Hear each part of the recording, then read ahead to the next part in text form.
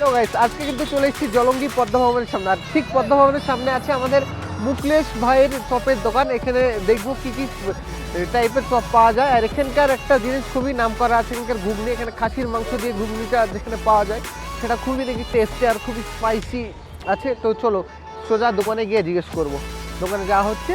তো এখানে দেখুন সারি সারি যে চপ লাগানো আছে, এটা হচ্ছে দোকানদার।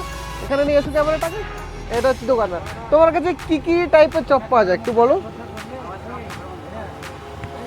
বলো। হলো ডিমের চপ পাওয়া যায়, তারপর চিংড়ির chop, pakora, mutton chop, chicken lollipop, chicken ছাটি, ভেজিটেবিল, আলুর চপ, পেঁয়াজি, ঘুগনি।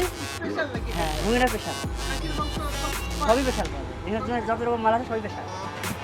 গাইস এখানে স্পেশালিটি, সবই স্পেশালিটি, কিন্তু ঘুগনিটা খুবই স্পেশালিটি। তো আমরা ঘুগনি নেবো। দাও তাহলে একটা ঘুগনি খাওয়া হোক আজকে। তো এখন আমি ঘুগনিটা খাওয়ার টেস্ট করবো, ঘুগনি খেয়ে বলবো একটা কন্ট্রোভার্সি কত হচ্ছে। সো গাইস এখানে ঘুগনি নেওয়া হচ্ছে। ঘুগনির পাতলে পারেল দেখো। এখানে প্রতিদিন ক কিলো বানাও তুমি? প্রায় 5 কিলো ঘুগনি হয় এখানে। আর খাসির মাংস থাকবে, পিওর রেয়াজি খাসির মাংস এখানে। তা দেখা হচ্ছে কন্ট্রোভার্সি দেখবো ঘুগনিটার।